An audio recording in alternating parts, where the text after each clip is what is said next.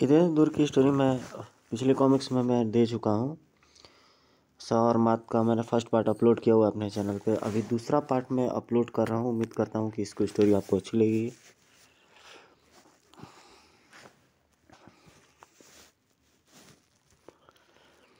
ये ध्रुव की फाइटिंग होती है शाह और मात, ये कॉमिक्स है। ये एक जो हमारे एक बहुत बड़े प्रशंसक हैं, उन्होंने कहा था इसे अपलोड करने के लिए, उनके लिए ही मैंने किया इसे अपलोड। कोशिश मेरी ये रहती है कि जो भी फैन हैं उनके लिए कुछ ना कुछ अपलोड किया जाए हमेशा। पुलिस के आने से पहले ध्रुव आ जाता है और उस गैंग के प्रति थोड़ा सा एक्टिव हो जाता है ध्रुव।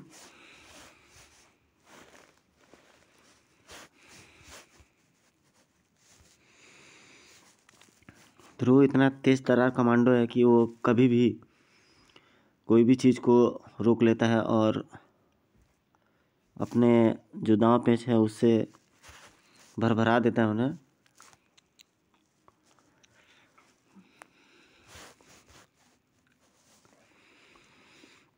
बाहर के कोलाहल में एक्सीडेंट की तेज आवाज़ डूब कर रहेगी। लुटेरे अभी भी लिफ्ट के अंदर ही हैं और पुलिस कॉरिडोर में उनका इंतज़ार कर रही है। हम भी इंतज़ार करते हैं और देखते हैं कि ये शोडाउन कब ख़त्म होता है। भारतीय न्यूज़ के लिए राज कपूर से मैं मीना कपूर। कट। ये ध्रुव अभी तक क्यों नहीं आया?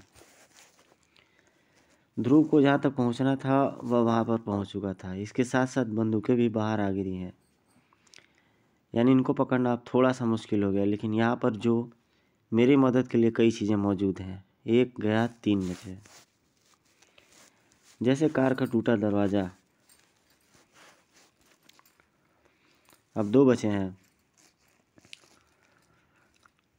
इन अंधाधुंध गोलियों की बौछार में इन तक जल्दी पहुंचने का सिर्फ यही एक रास्ता है, अपने रोलर स्केट्स द्वारा कारों के नीचे से फिसलते हुए।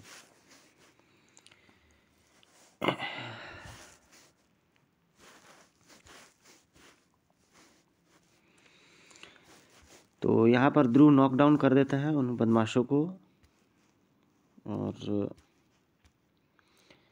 इस घटना का सीधा प्रसारण जारी था। आधे घंटे से ऊपर समय बीत चुका है लेकिन स्थिति वैसी की वैसी बनी हुई है। अब पुलिस का धैर्य समाप्त हो रहा है।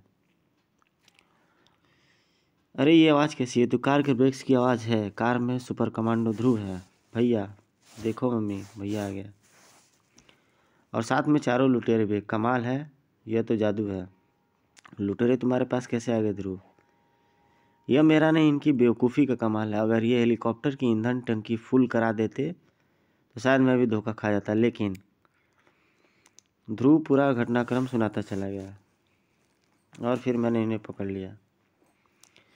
मेरे पास शब्द नहीं है अब मैं इसके आगे क्या बोलूँ। सिर्फ इतना ही कह सकता हूँ, Dhruv is super genius. What a brain.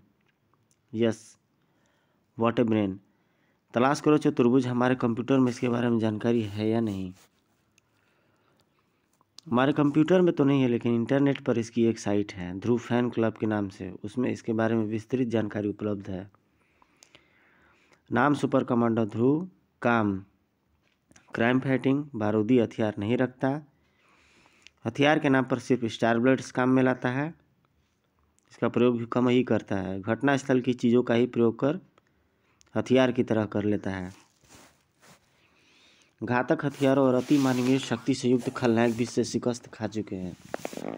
Grand master रोबो चुम्बा ध्वनिराज बोनावामन, डॉक्टर वायरस, नास्ते दमा जैसे खतरनाक अपराधी इसके दिमाग के सिस्टम के। ग्रैंड मास्टर रोबो चुम्बा ध्वनिराज बोनावामन, डॉक्टर वायरस, नास्ते दमा जैसे खतरनाक अपराधी इसके दिमाग का शिकार हो चुके हैं। महामान चंडकाल जैसे अति मानवीय शक्तियों से युक्त परमाणु प्राणी भी इसके सामने घुटने टेक चुके हैं। अभी हाल ही में हरू नामक एक परग्रही शक्ति को इसके दिमाग के कारण ही ग्रह छोड़कर भागना पड़ा था।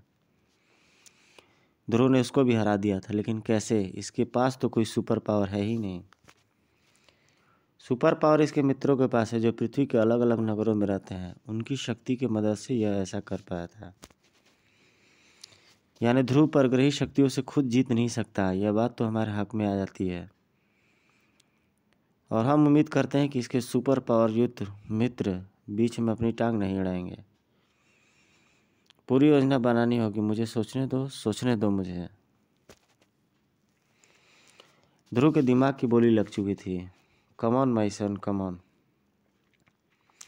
तुमने तो रत्नों को लुटेरों को चाल को पहले ही से भाप कर कमाल कर दिया। वाह। ओह कम ऑन पापा, आपने मुझे पुलिस हॉस्पिटल के मुर्दाघर में तारीफ करने के लिए बुलवाया क्या? नहीं, कुछ पूछने के लिए। हमको कल एक अज्ञात लाश मिली थी, आज उसकी शिनाख्त हो पाई है। यह लाश मशहूर अर्थशास्त्री अमृत राणा की है, जिसको मुंबई से राजनगर एक सेमिनार के लिए बुलाया गया था। लेकिन सेमिनार एक बहाना था उनको मारने के लिए। लेकिन क्यों? उनको मारने से किसी का क्या फ़ायदा? यही तो हम जानना चाहते हैं। ये देखो, ओह माय गॉड, इनका तो दिमाग निकाल लिया गया है खोपड़ी काट कर। ऑफ। हाँ, तुम्हारी जानकारी में ऐसा कौन अपराधी हो सकता है जो विभत्स काम कर सके? पहले की बात होती तो मैं ग्रैंड मास्टर रोबो की शक करता, लेकिन उसने तो सेमी रिटायरमेंट ले लिया। अब वो अपराध से दूर रहता है। फिर यस सर, सर जल्दी आइए सर, बाहर देखिए। क्या हुआ रामफल? तुम इतने बेखला हुए क्यों हो गए हो? दंगे हो गए हैं क्या? बताने की बात नहीं सर, देखने की बात है। जल्दी आइए वरना नज़ारा ख़त्म हो जाएगा।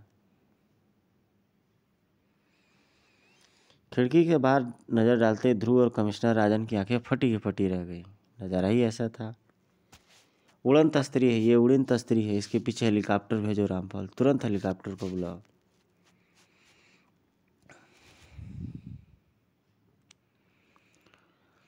उड़न तस्त्री पहले तो राजनगर के आकाश में कभी नजर नहीं आई। क्या प्रोफेसर अमृत राणा की विभत्स हत्या और इसमें कुछ संबंध है? कुछ ही मिनटों के अंदर पुलिस हेडक्वार्टर हवा में था। लेकिन हेलो हेडक्वार्टर, हम 5 मिनट से यह इलाका छान रहे, लेकिन उड़न तस्त्री जैसी चीज़ नहीं नज़र आ रही है। हमारे रडार पर उसका कोई निशान नहीं है। ठीक है, अब तुम नीचे आ जाओ। इतनी जल्दी तो सचमुच की उड़न तस्त्री ही गायब हो सकती है। यह घटना जरूर किसी खतरे का संकेत है। अगले दिन के अखबार सनसनीखेज सुर्खियों से रंगे हुए थे। उड़न तस्त्री सच्चाई है या अफवाह? वीरप्पन की नई शर्तों का कैसेट भेजा। मुंबई के अर्थशास्त्री प्रोफेसर राणा का राजनगर में मिला शव। सेमिनार के बहाने राजनगर बुलाया था। ध्रुव ने रत्न लुटेरों को पकड़ा। ओह, प्रोफेसर राणा को सेमिनार के बहाने बुलाकर उनकी हत्या कर दी गई। मुझे भी तो यहाँ पर सेमिनार के लिए ही बुलाया गया है। कहीं मुझे भी तो नहीं।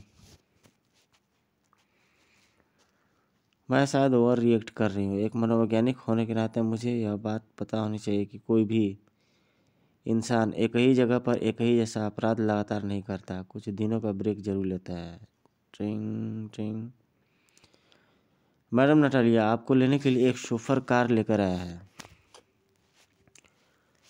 थोड़ी देर बाद मनोवैज्ञानिक नतालिया को लेकर कार तेजी से राजनगर की ओर बढ़ रही थी। शाम का धुंधलता गिरता जा रहा था।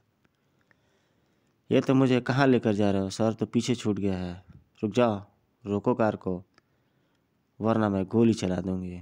चला दो। धाए, गोली का धमाका हुआ और नटालिया के दिमाग घूम गया। रोबोट? ड्राइवर इंसान नहीं, रोबोट है। नतालिया अगर इन वक्त पर कार का दरवाज़ा खोलकर न कूद जाती तो उसका हाल भी शायद कार और उसी रोबोट की तरह होता। ब्रह्म। अच्छा रोबोट था। खैर, अच्छा हुआ कि तुम कूद गई, वरना तुम जलकर मर जाती और तुम्हारा विलक्षण मनोवैज्ञानिक दिमाग हमारे किसी काम का नहीं रहता। ई माँ, जो ये जरूर है वही है, प्रोफेसर राणा का हत्यारा। मुझे इसका आभास था। अब तू भी वहीं जाएगा जहाँ पर तेरा रोबोट ड्राइवर गया है। हाँ, वैसे तो तुम पृथ्वीवासियों के घटिया हथियार हम पर असर नहीं करते, लेकिन क्या पता कि शायद ये कुछ नुकसान ही पहुंचा दे। इसलिए ये हथियार गिरा दे और अपने दिमाग दान करने को तैयार हो जा। भाग मत, पीछा करने में से मैं थक जाता हूँ। ओह, ये कैसी किरणें हैं, इसने तो मुझे जड़ कर दिया, हिल भी नहीं पा रही। कर ध्रुव,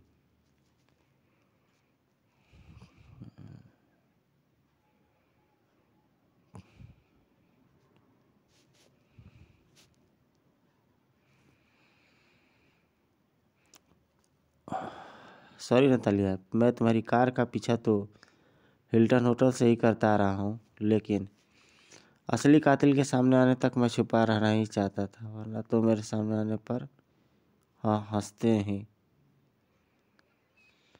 वरना मेरे सामने आने पर ये कभी सामने नहीं आता। अद्भुत दृश्य ये राज कॉमिक्स वालों का। बहुत रेयरली एक फ्रेंड में कुछ बच्चा को पढ़ाना।